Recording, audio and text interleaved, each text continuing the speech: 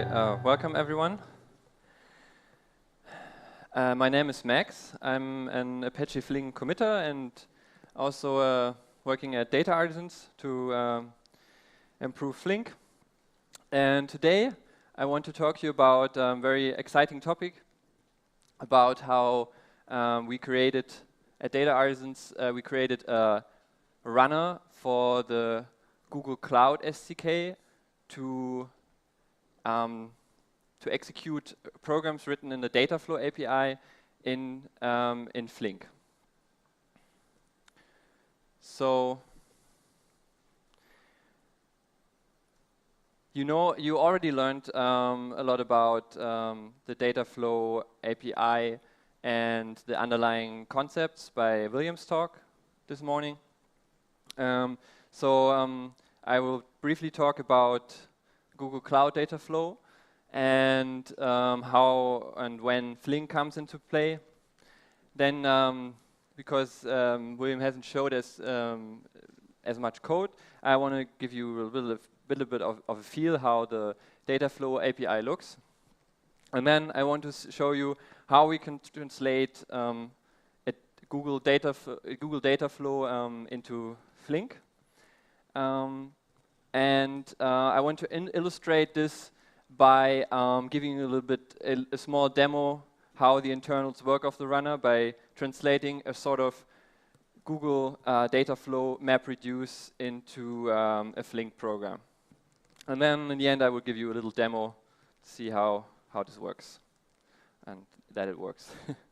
So Google Cloud Dataflow, of course, yeah, is developed by Google, and as William told, is based on two projects at Google that were used at Google internally, and papers were published for Flume Java and Millwheel for the batch and streaming respectively.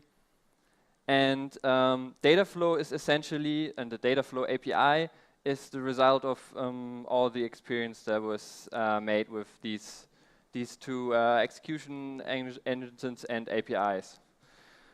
And as you can probably imagine, this integrates really nicely when you run the API, when you run the Dataflow program on Google's infrastructure. It integrates really nice with Google services like Compute Engine, the storage engine, the database, and like William also briefly talked about, there's a very good resource management and monitoring and optimization all built into the Google Cloud.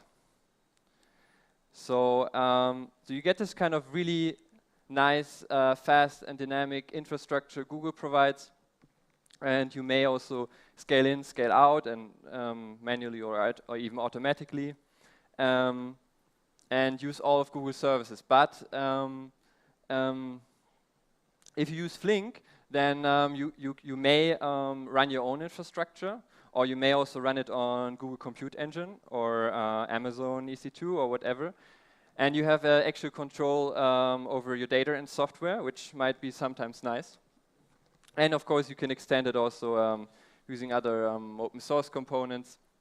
So wouldn't it be nice if we could combine the two to have this kind of very nice modern Dataflow API, but choose Flink as the underlying execution engine?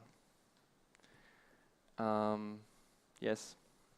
By the way, I'm sorry I choose the Google Cloud Platform logo there. I know there's also a Dataflow logo, but anyways, thought it was nice. Yeah, it's just small, yeah. Yeah. Okay, so how does the Dataflow API look like? Before we actually I will explain you how to translate it. Let's see what are the basic concepts. So we have basically like in Flink, we read from an input and transform a series of transformations which lead to different data sets in Flink. In Dataflow API, they're called P collections. And yeah, transforms are called p-transform. P stands for parallel. And yeah, what is special about them is that they the collections can be either bound or unbound in the streaming case. You know, it's up to the use case. And yeah, basically there's a pipeline which holds the whole program, which is kind of like yeah, like the execution environment in Flink. And then there's also built into the API the notion of runners, pipeline runners, which lets you determine where you and how you want to execute your Dataflow API program. So there's actually direct runner, which just executed on your local machine using plain Java programs or any network transfers. And then there's of course the Dataflow pipeline runner, which executes it on the Google Cloud infrastructure. Yeah, and we created this Flink pipeline runner, and that's what I will show you later on. So how does a word count look in Dataflow? It's actually very simple. It's a very nice API. So like in a Flink program, you would first create your pipeline, pipeline P. You just do a pipeline create, and you pass the options in. And the options are, you can create them from your arguments, or you can manually create them. But they also contain the runner you want to execute the pipeline later on. For example, in this case, we use the Dataflow pipeline runner. And then you basically apply operations, transforms on the pipeline. So and you always use the apply function. And so the first step you do is you use the text.io read transform to read from in this case from Google Cloud Storage, and then you get you result with a p-transform, which you can further apply transformations on. So for example, we use the count words transformation here to count up all the words, and then use the text.io write to write it back to the Google Cloud Storage. And then to run the whole thing, just do peep.run, and it will, in this case, push everything to the Google Cloud and execute it there. So we haven't looked into how the count word methods looks like. Actually, a little bit of disclaimer, it might be that there are some small API changes in the meantime, but this is how it looked when we were creating the Dataflow runner. So the count words is a p-transform. You can see it takes as an input the strings that we read from the cloud storage, and outputs a key value of type string and long. So string would be the word, and long the number of occurrences. And yeah, we do that using another using this pardo method, which is like a map in Google Dataflow. Yeah, we extract the words in a map, and then we use another helper method to count the extracted, to sum up the extracted words.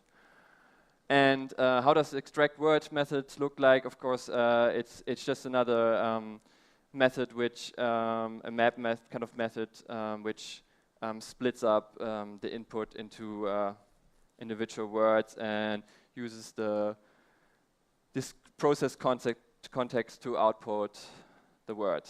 And the only thing we are missing now is the actual counting. So this is again a p-transform,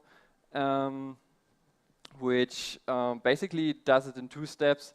It first takes all the elements and converts them into key value elements. So it creates this key value of, with the elements of the word and some null. So in Flink we actually put a 1 there, but there is just null, doesn't matter. So yeah, and then in the end we can count per key, summing up all the grouped elements.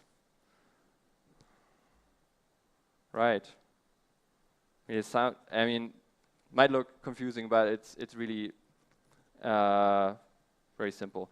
I showed you that in so great detail, so went into all the methods because what I want to show you now is how to translate this API into Flink. So yeah, how do we get from Dataflow to Flink?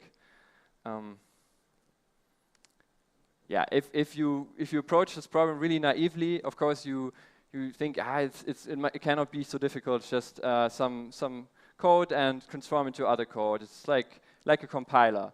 So why don't I take every p collection I find and transform it into a data set, and similar p-transform, just if I see a Pardo, just convert it to a map, and similar, the pipeline is just an execution environment. And pipeline runner, yeah, I use Flink to run it. Huh? It cannot be so difficult, and it turns out it is not so difficult because there is a Dataflow SDK, which was released end of last year, which enables you to write your Dataflow programs, but also it has support for extending it, basically traversing all the API, the API graph, and creating your own translation to another API. So it's only available for Java right now, but I think William mentioned there's a Python version coming up, and it's already reached a stable version. I think latest version is now 1.2.0. Right. So yeah, if we think about the result of an API calls in the Dataflow API, we can really think about it like in compiler theory. Just we can think of as an AST, so an abstract syntax tree. So you have your Dataflow program as a root, and then go through a series of transforms, which some transforms, of course, depend on others.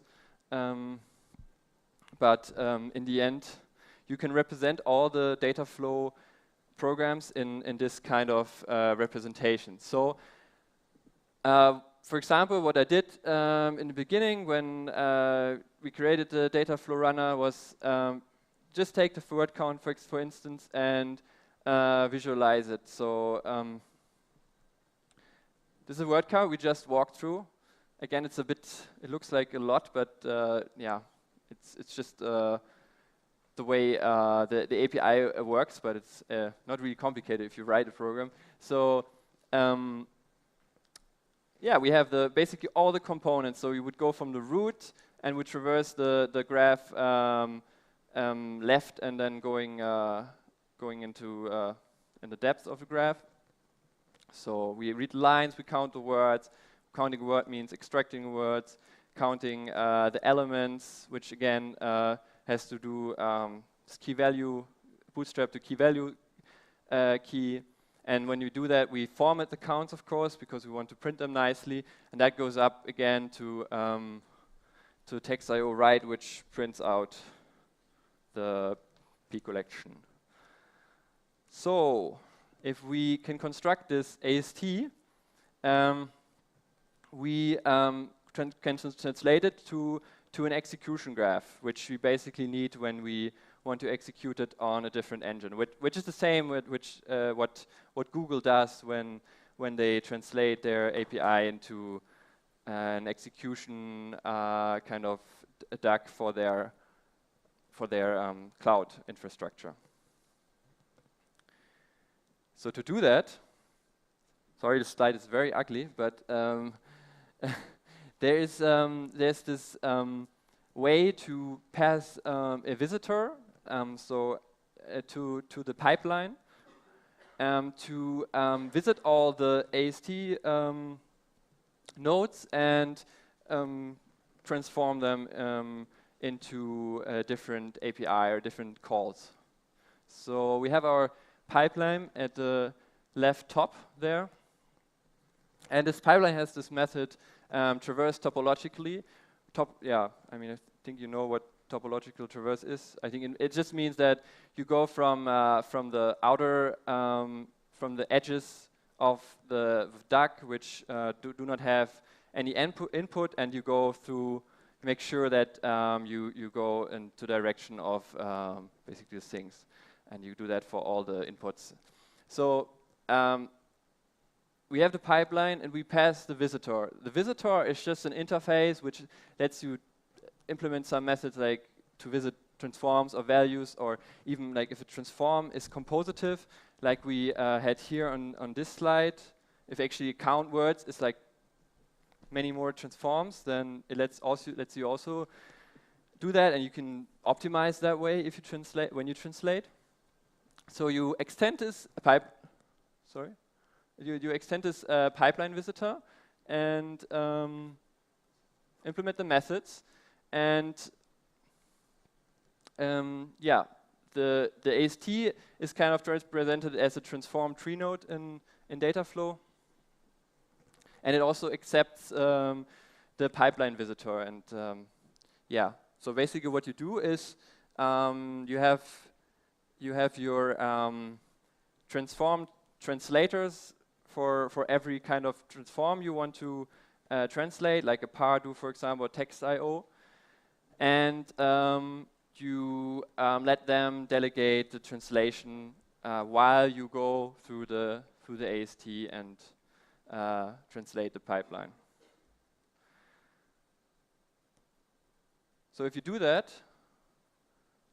it's also very ugly. I don't know, my slides are always ugly.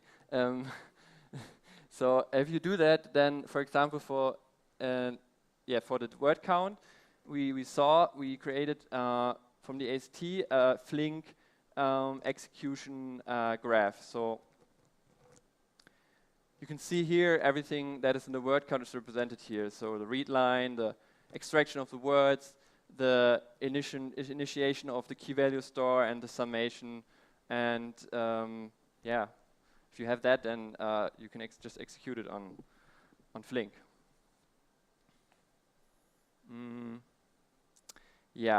So I didn't really go over through how it exactly works. I mean, I just show you a rough concept, but I wanted to just briefly show you how you would translate a map or reduce application. So to do that, you have to identify, of course, which are the transforms I want to translate. For the map, this is the Pardo, and for the reduce, this is the combine, which is a bit different meaning in the Dataflow API. So, but I will cover it later on. So you implement the transform translator. So this is what we had here. So this is the translator for the transform you want to translate. And I call them Pardo translator and combine translator. And then we just register the translators so that the visitor, so the which goes through the pipeline, knows that these translators exist. So how would I do that? How would I map a Pardo to a map? So in this case it's quite simple. We just create a Flink doFn function, which, by the way, doFn is the function that's inside the Pardo, so it's like a map function. Basically, wrap this Google Dataflow API map function and put it into a Flink map function. So I promise no more code after these few slides. So we have this Flink doFn function, which is just a Java class, and we pass it the doFn of the map, the Pardo map, and every time, and actually this is just a rich map partition function, which is part of the Flink API. And every time we receive elements, we simply process them with Google Dataflow's doIfN function, which we specified in the API before. To last code slide. To then use this wrapped function, you basically implement a transform translator for the Pardue, and what you then have to do is from the translation context get your input data set and get the doIfN function. Yeah, then of course extract types which we need to handle with the data, to serialize the data after we processed it. And then we create the wrapper from the doIfN function. And then we create the Flink map partition operator, which is part of Flink API, by putting the input data set, the type information, and the actual map function, in which wraps the Dataflow API doIfN function. Then we set the output of the context. I hope that makes sense. For the combine, I'm not going to do the same thing, but it's a bit, I mean, map is like really easy to translate. Combine is slightly more involved. So there, in Google Dataflow, a combine first takes the elements and combines them into an intermediate format locally, so like a combine in Hadoop, and then shuffles the values and then does the full reduce. And the intermediate format can be any kind of format, so that it's a bit more tricky to translate. So again, we would create a wrapper for the combine and reduce function, and then we have to do multiple operations in Flink. And we actually had to implement a new operator for this in Flink, because we didn't have the possibility to combine to an arbitrary intermediate format. That's why we have now the group combine operator in Flink, which can be useful also in other applications. So it's a nice, I think we implemented it in the course of implementing a runner. So the runner, now that we know how it works roughly, it's really not that complicated. The runner is available on GitHub. You can check it out. It unfortunately just supports batch at the moment because we were finalizing the streaming API and decided that it would be a good idea to work on this when Flink 0.10 is out and the streaming API is stable. So in terms of support, there could be more transformations could be supported, and also the coders, which are the serializers in, I will talk about it in a bit, in Google Dataflow could be, there could be more optimizations. But let's first look at the transforms which are supported. So this is a list and roughly how it maps to the Flink operator. So we have the create values, which is kind of like a from elements. And we have the obvious ones like Pardue is a map, combine is reduce, although reduce with the group combine before. Then Google Dataflow has co-group, we also have co-group. And of course input, output, reading from text files, outputting text files, support for Avro. And actually, just for fun, because we didn't find any print method, we implemented like this console.io write, which it's not really API compatible, but it prints to the console in our Dataflow runner. So I mentioned the coders. And I wanted to just talk briefly on the coders for 2 slides.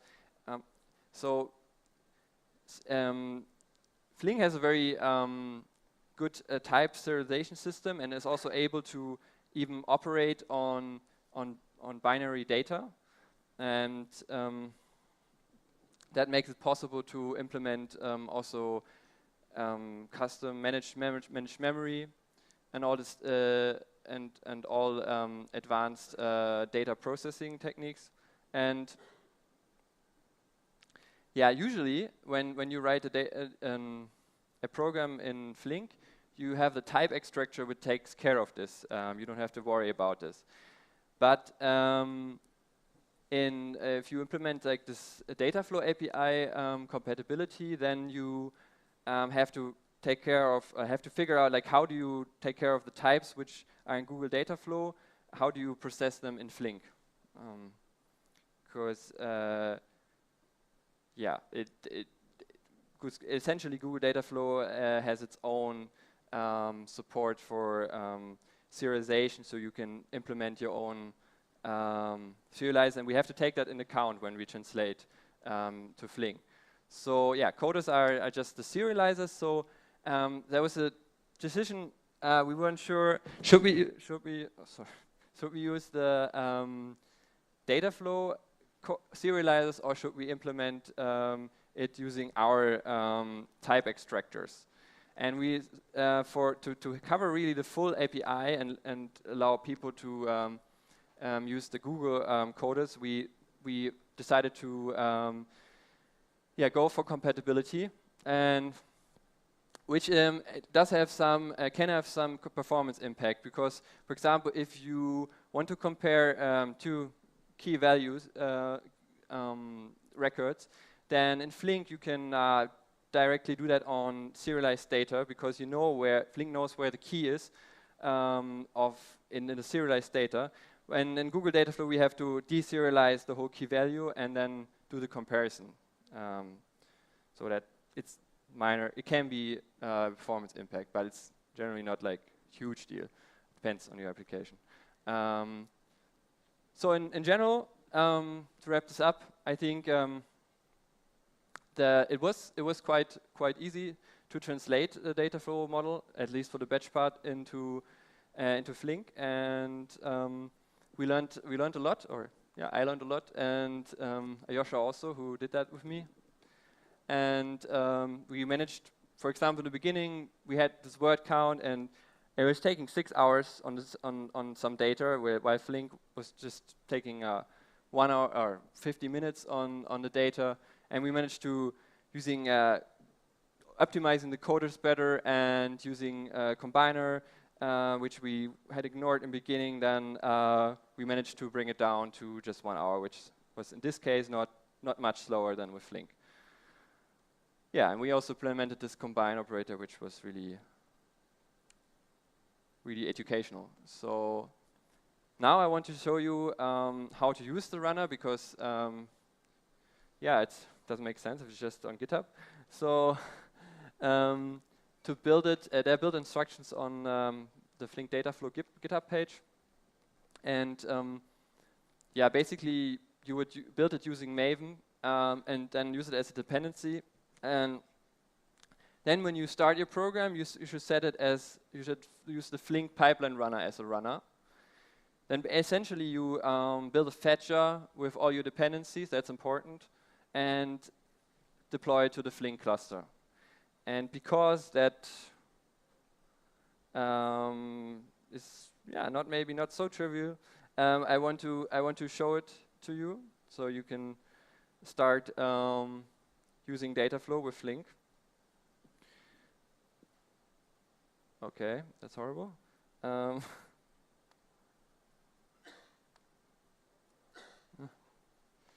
So I have my IDE here. Now you can see something. Yeah.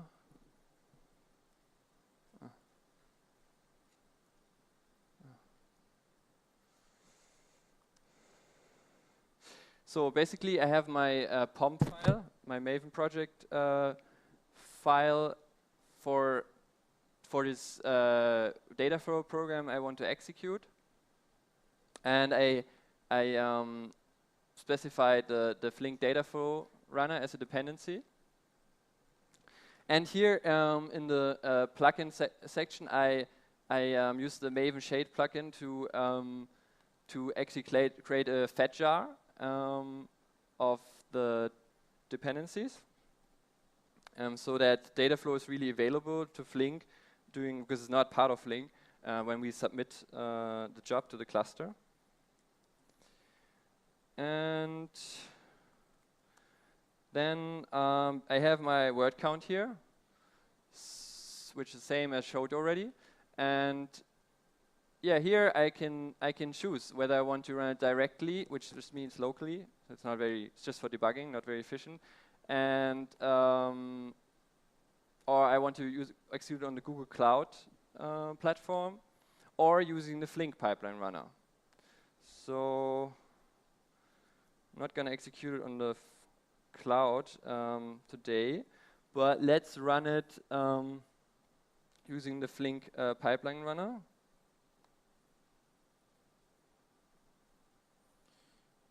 So, right, this is using Flink's local execution mode.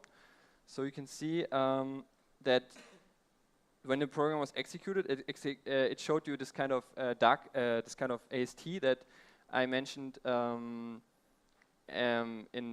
the talk, and how it goes visiting the AST nodes. And you can see the translation has happened, and the local executor of Flink starts a local cluster, lots of output. You can see it's deploying the operators, and yeah, then the job execution switched to finish. So it did the translation. So and I set the output and input using the arguments of the class. So now I can take a look at the output. So I put in this input file King Lear just for testing purposes, and here are the outputs of the runners. So you have all the words that are contained in King Lear and the occurrences. And now I just did it locally, but I want to see that it really works in a cluster environment. So what I'm going to do now is I bring up a local Flink cluster, which starts a task manager and a job manager on this machine. So it's different processes, and you can see that it's independent. Then I've built my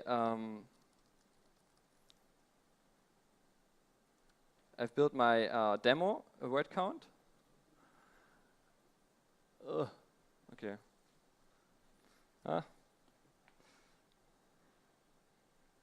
So now I have this fat jar in Target with all my dependencies and the program called Dataflow test. And now I can submit it to the cluster.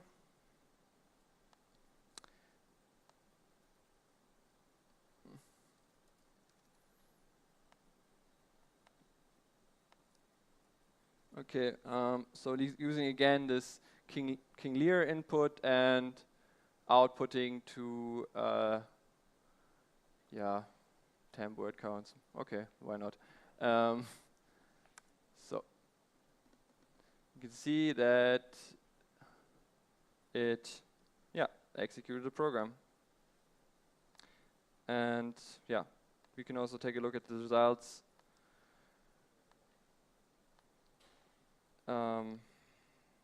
Yeah, actually I executed with a parallelism of 1, but we could also change that and let it execute with a different parallelism, like let's say a parallelism of 8.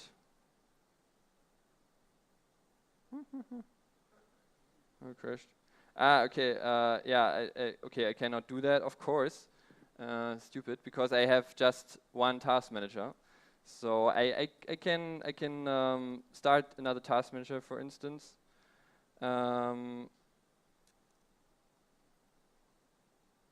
Maybe. Okay. This is stupid. It doesn't let me do it, but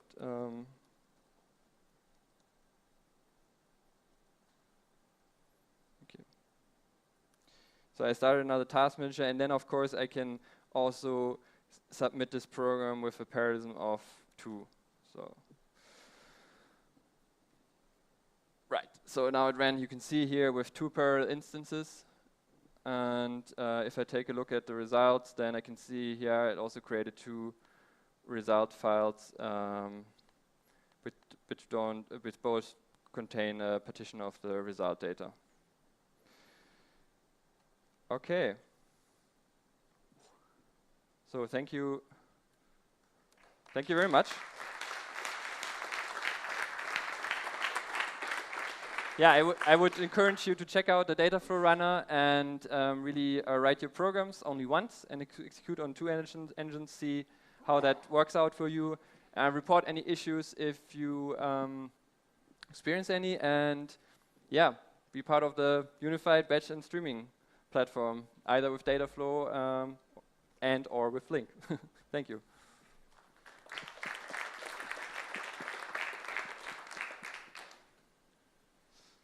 Any questions?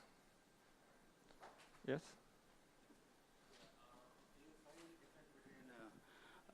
Writing directly on the Flink versus writing on Dataflow and running on the Flink?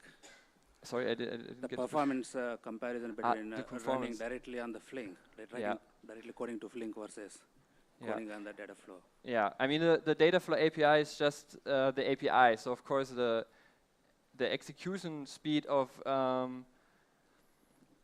the actual program depends on the execution engine. So of course I would assume that if Google made efforts that executing on their engine and with their infrastructure is faster, because essentially what we do, what I showed you, is that we wrap a lot of the API functions that that we use when we translate, and it would, of course it's better to execute this purely native.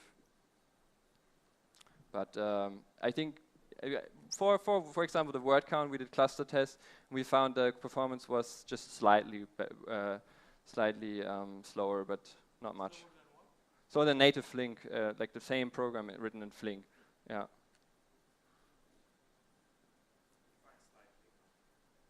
Yeah, like we had a word count with I think 400 gigabit of data and 10 machines, which took like with Flink, I don't know exactly anymore. I think 35 minutes, and Dataflow was like 40, 50 or something. Yeah, so it was pretty.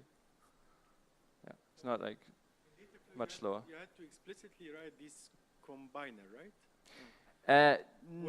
No, you can. I mean, if you want, but they provide like default API combiners, like for example for the combine per key, or for the sums and summing up. You don't need to think about that, right? No, you don't need to think about it.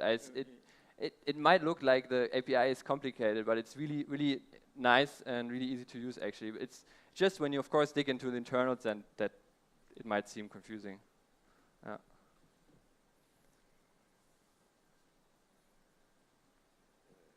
Just a question about this Python API. With this new API for Dataflow, the Python API coming up, will be this possible to wrap the Python program in this into Flink with these tools you provide, or no? I don't see a reason why it should not be possible, because we can of course translate this Python Dataflow API into Flink Python API, yeah. Yeah, but the code the user writes in Python actually, and you just basically call the methods which are Java-based here. And if this code is in Python, how would you do that? For example, the Python API also creates, when you write programs in Python API in Flink Python API, it creates also a plan that is then submitted to the Java runtime, and then the data is exchanged between the Java process and the Python process. So it depends on the kind of operation where the computation is performed.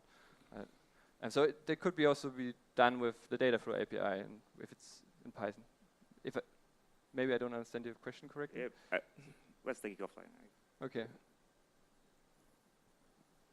Yes. Ah, okay.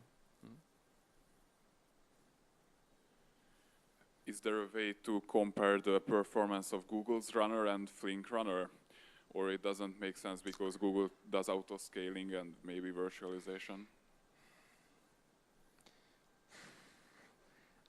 I mean, if it's transparent to the user how it is executed, then I don't see a reason why it cannot be compared.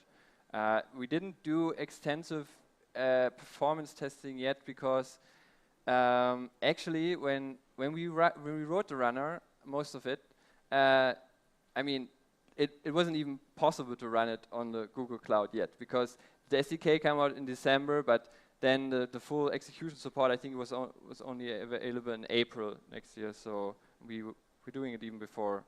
So, but yeah, as I said, if it's transparent, and we can reproduce it, we can do a direct comparison. So if you actually use the Dataflow API, are you locked in to not use any Flink APIs then? For example, if you want to use the machine learning library in Flink, is that not possible if you make use of the Dataflow API? Interesting use case. So no, I mean it's not possible to use the machine learning API, for instance. Of course, you can use Java libraries, but the machine learning library is Flink is very tightly coupled to Flink, so that wouldn't work. But using some generic machine learning library, no problem. Yeah. So then you're either locked into Dataflow API or you're locked into Flink. It seems like good remark. Well, I mean, ultimately, maybe it would be nice to have just one API, but it's difficult because people have different opinions on what perfect API is. So at least you have the choice if you use one API, like the Dataflow API, to use a different execution engine. But yeah, you always have some kind of lock-in because you kind of dependent on the way the API works, and yeah. No, but the point is, because in the end it's a Flink program anyway, no? You are running Flink. Yes. So maybe you can, in that program, you can have some part which is... Yeah, okay, okay. That could be possible to integrate native, but then of course, like I showed you for the console I/O construct in Dataflow, which we added, you have some compatibility issues there, and you actually lose the freedom to execute it on the Google Cloud Engine or with Flink. So it's a bit tricky, huh? Just a quick question to that as well. On for the Storm API or the Storm compatibility that was like presented one or two talks back, you can actually mix Flink programs and the Storm operators. There's probably no fundamental reason that this should not also work here, right? I mean, no reason other than that it breaks the Dataflow API for. What do you mean? Like, for example, spinning up a Flink cluster while executing on the Google Cloud, or do you mean like just extend the API? No, I mean you have a Flink program, and then you basically say, okay, now run me basically this parallel do, which was written as a Dataflow operation, or I have let's say a composite transform written in the Dataflow API, and I can start with a Flink program and then basically plug in a composite transform or so. Yes, absolutely. Like we also have for the Hadoop mappers and reducers, we have support in Flink to reuse them, or the Hadoop types. Yeah, we can also do that for Dataflow, for existing Dataflow functions. Or so that's what you meant, huh? This isn't in there yet, right? This is not in here. No. This is just from the Dataflow API to Flink, and not because that would be like Dataflow inside Flink, huh? It's a different thing. Okay, and there's maybe one remark to the other question before, like comparing the performance of running this on Flink versus running it directly on Dataflow. I know we haven't.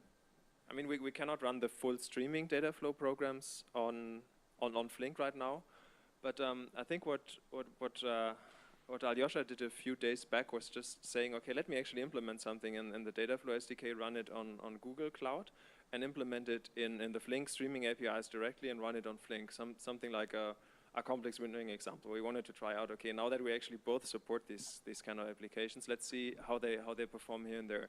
And I think the Flink application did actually fairly well, which.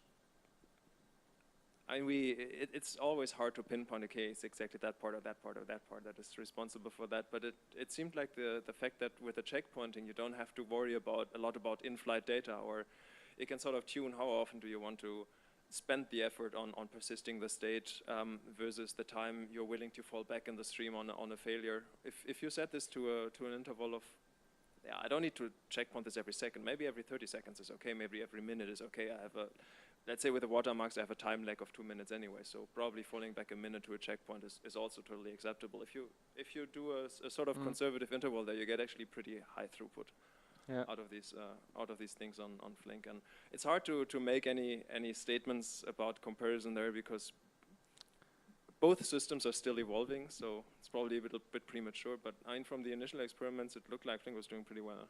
Yeah, that's also my experience. I mean, yeah.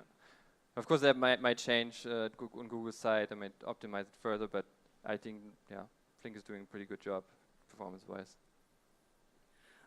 If I'm not mistaken, code for Dataflow can also be written in Go. Would your runner enable us to execute that code as well? I didn't know you could write Google Dataflow API code in Go. You can? Okay.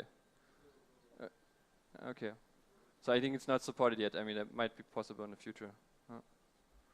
I have one question also. It's concerning the Flink runner. Does the Flink runner consider the fact of the triggering and the late arrival of the events? Would you consider to implement it, or is already implemented, or? And for example, how this is translated into the DAG that finally Flink will execute? Yeah, as I said, streaming is not supported at the moment, but if we implement it, I think we are in pretty good state now with the streaming API to be able to express such things as well. I mean, it depends, of course, at what cost, but we have pretty flexible triggering semantics now, so I think that should be doable. Okay, one more question, maybe. So I think the only thing that Flink is not adding in 0.10 that is in that sense missing compared to what the Dataflow API is this one of the last operations that William showed in the keynote, where you basically accumulating and retracting. So instead of just if you have a late arrival, you basically send a canceling out message to the downstream state and say, oh, basically just subtract the early result again and reuse the other one. I think this is something that we haven't added yet. It's not a fundamental problem to add this. It may come up in one of the next versions. So yeah. So I hope that it will come up by the time that people adopt this level of complexity of handling data streams. Well, thank you so much. Thank you.